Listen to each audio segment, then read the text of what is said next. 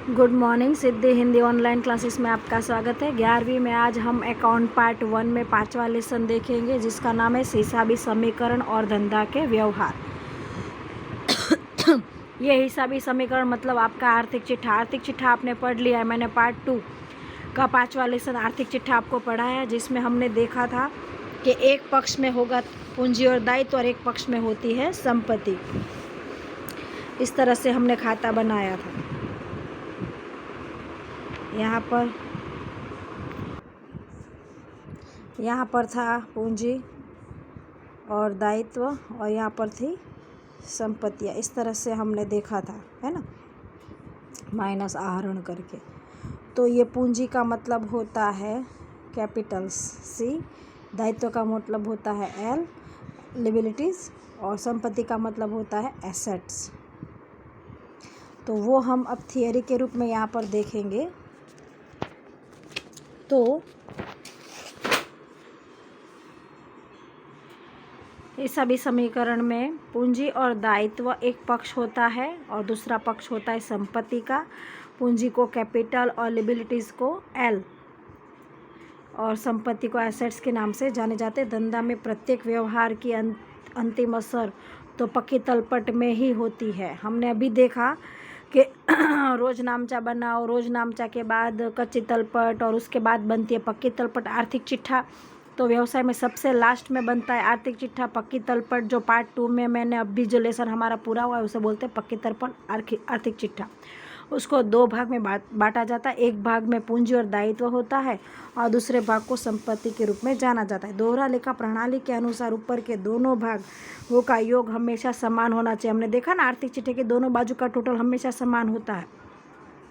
हिसाबी पद्धति की भाषा में इन अंगों को पूंजी दायित्व पक्ष कहा जाता है और दूसरे पक्ष को संपत्ति और लेना के रूप में जाना जाता है। इस संबंध में समीकरण के रूप में इसको पहचानेंगे तो एक पक्ष होता है एसेट्स इक्वल टू, मतलब दोनों समान होते हैं ना। दूसरे पक्ष को बोलते हैं पूंजी और लिबिलिटीज़ यानी दायित्व। तो एसेट्स इक्वल टू कैपिटल और दायित्व दोनों हमेशा समान होते हैं, क्योंकि जब हम संपत्ति खरीदते हैं तो आपकी संपत्ति एसेट्स बढ़ जाती है। तो यहाँ पर क्या होती है, वृद्धि होती है। तो कैपिटल यानी आपकी पूंजी भी बढ़ जाती है, उसमें भी क्या होती है, वृद्धि। तो दोनों बाजू टोटल बढ़ जाता है। फिर आपके संपत्ति बेचते हो तो आपकी संपत्ति जाती है तो संपत्ति में क्या हो जाती है, कमी, और आपके कैपिटल में भी क्या हो जाती है, कमी हो जाती है, आपकी पूंजी कम हो जाती। दूसरा, संपत्ति बेचते हो तो संपत्ति में कमी होती है, बदले में रोकड़ आ जाती है, रोकड़ में वृद्धि हो जाती है। तो एक तरफ से दोनों बाजू का टोटल हमेशा कोई ना कोई कारण से क्या होता है, मिल जाता है। हम सवाल गिनेंगे, आपको और आइडिया आएगा। तो प्रणालिकागत अभिगम में व्यक्तिगत खाता हो, माल संपत्ति का खाता हो या उपज खर्च का खाता हो के नियमों का उपयोग किया जाता है। इस अभिगम में ऊपर के नियमों के अनुसार रोज नामचा के प्रारंभ करके अंत में आर्थिक हिसाब तैयार किए जाते हैं और जिसमें अंत में पक्की तलपट तैयार की जाती है। हिसाबी समीकरण में व्यवहारों की सीधी असर पक्की तलपट में आ जाती है। तो अब ये है कि सभी व्यवहारों की वजह से समीकरण के अनुसार माल संपत्ति का खाता है, व्यक्तिगत खाता है, उपज खाता, दोहरी असर हमने देखी। तो नियम के अनुसार ही असर होता है। माल आता है तो उधार, जाए तो जमा, रोकड़ आती है तो उधार, रोकड़ जाती जमा, व्यक्ति लेने वाला देने वाला, इस नियम के अनुसार ये दोनों खाते में असर होती है। तो ये कहना चाहते हैं हिसाबी समीकरण के व्यवहार। तो हिसाबी समीकरण के व्यवहार कैसे होते, तो यहाँ पर इस समीकरण के अभिगम में व्यवहार की सीधी असर संपत्ति और पूंजी दायित्व में दर्शाई जाती है। इससे सीधी असर होती है, मतलब कोई रोज नामचा नहीं, कोई नियम नहीं, संपत्ति आ रही तो संपत्ति में प्लस करो, रोकड़ में कमी होती है, पूंजी में वृद्धि होती है, वो सब असर डायरेक्ट दे दो। खातों के प्रकार और नियम का अभ्यास किया जाता है। इसके बाद रोज नामचा कैसे लिखी जाती है इसकी जानकारी प्राप्त की जाती है। ऊपर के नियम को ध्यान में लेकर समीकरण की पद्धति की जानकारी प्राप्त करेंगे। समीकरण की पद्धति अमल के समय धंधा के प्रत्येक व्यवहार को 2 वर्गों में बांटा जाता है। समीकरण की पद्धति सरलता से समझ में आ जाएगी। 2 विभाग में बांटा जाएगा। एक है माल संपत्ति का विभाग और दूसरा है उपज खर्च का। माल खरीदा जाता है, बेचा जाता है, वापसी होती है, वो सब माल से जुड़ा हुआ है। और भाड़ा प्राप्त हुआ, कमीशन प्राप्त हुआ, डिविडेंड प्राप्त हुआ या कोई खर्च चुकाए है, वेतन, मजदूर, विज्ञापन, प्रशासनिक ये खर्च चुका है, वो सब उपज खर्च को असर करेंगे। संपत्ति के व्यवहार भी खरीदी बिक्री के व्यवहार है और रकम उधार लेना संबंध के व्यवहार है। तो ए बराबर सी प्लस एल, ए और सी प्लस एल, ए और सी में वृद्धि या तो कमी होगी, ए में और एल में कमी वृद्धि होगी, सी और एल में कमी वृद्धि होगी। ये आपको समझ में आएगा नहीं, पर मैं आपको एक और इजी मेथड से आपको समझाती हूँ कि समीकरण किस तरह से हमेशा मिल जाता है। हम यहाँ से देखेंगे सवाल के आधार पर। यहाँ पर ये हम संपत्ति लिख रहे हैं और यहाँ पर लिख रहे हैं पूंजी और दायित्व, बराबर। यहाँ पर मालिक 5 लाख की ज़मीन व्यवसाय में लाया, तो ज़मीन क्या रोज नामचा बनेगी, देखो आप। तो ज़मीन लाया और व्यवसाय प्रारंभ किया, ज़मीन का खाता उधार और क्या लिखेंगे, पूंजी खाता जमा, ऐसे लिखते हैं ना, 5,000 लिख देते। फिर माल लाया पहले, फिर दूसरे 1 महीने बाद वो माल लाता है, तो क्या लिखेंगे, माल स्टॉक खाता उधार पूंजी खाता जमा, ऐसे लिखेंगे। तो अब देखो ज़मीन आती है तो क्या होता है, संपत्ति में वृद्धि, तो हम लिखेंगे क्या यहाँ पर ज़मीन कितनी आई, 5,000, उससे आपकी पूंजी बनी, मालिक देने वाला है, क्या बनी पूंजी 5,000।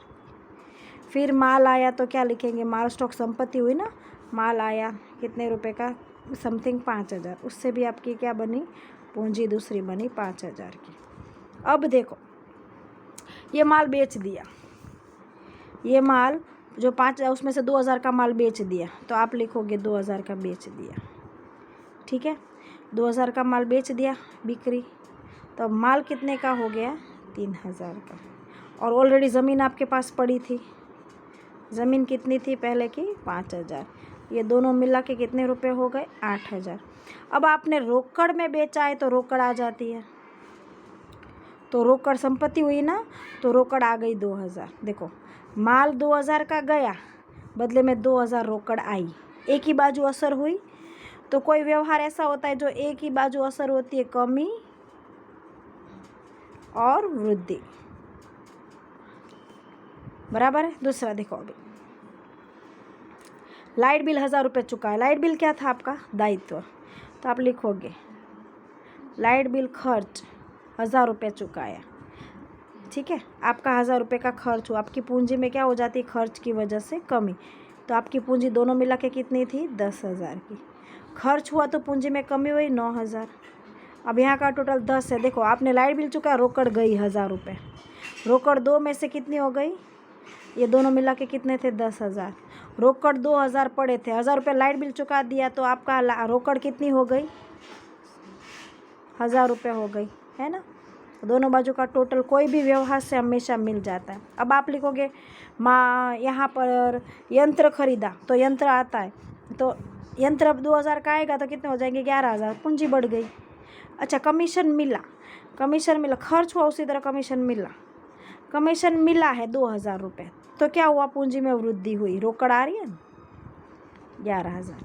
अब कमीशन मिला तो रोज नामचा क्या लिखते हो, अब कमीशन खाता उधर, रोकड़ खाता जमा, रोकड़ में क्या हो रही है, वृद्धि, रोकड़ बढ़ रही है। देखो यानी एक बाजू प्लस होता है तो दूसरी बाजू भी क्या होता है, प्लस, एक बाजू माइनस होता है तो दूसरी बाजू भी क्या होता है, माइनस, और इस तरह से हमेशा दोनों बाजू का टोटल क्या होगा, मिल जाएगा। दोनों बाजू का ये कितना हुआ, 11,000, ये कितना हुआ, 11,000, टोटल मिल जाएगा। ज़मीन आई तो प्लस, संपत्ति हुई पूंजी हुई, माल आया संपत्ति में वृद्धि पूंजी में वृद्धि, माल जा रहा एक बाजू कमी हो रही है तो उसी बाजू कमी वृद्धि एक ही पक्ष में हो जाएगी और टोटल दोनों बाजू का हमेशा मिल जाएगा। तो ये है कि समीकरण से दोनों बाजू का टोटल हमेशा मिल जाता है और समान हो जाता है। यानी असर क्या होगी, या तो दोनों बाजू अप यानी दोनों बाजू क्या होगी, वृद्धि, या तो दोनों बाजू क्या होगी, कमी, या तो कोई एक बाजू कमी वृद्धि साथ में होगी, या तो कोई एक बाजू यहाँ पर कमी और वृद्धि साथ में होगी और हमेशा दोनों बाजू का टोटल हो जाएगा। तो इसको कैसे लिखेंगे? किसी भी व्यवहार से दोनों कोई एक नामा के व्यवहार की दोहरी असर होती है। दोहरी असर की वजह से पूंजी और संपत्ति दोनों बाजू या तो वृद्धि होगी या तो दोनों बाजू कमी होगी, या तो संपत्ति में कमी वृद्धि होगी या तो पूंजी में कमी वृद्धि होगी, और किसी न किसी तरह से दोनों बाजू का योग हमेशा मिल जाएगा। बस यहाँ तक।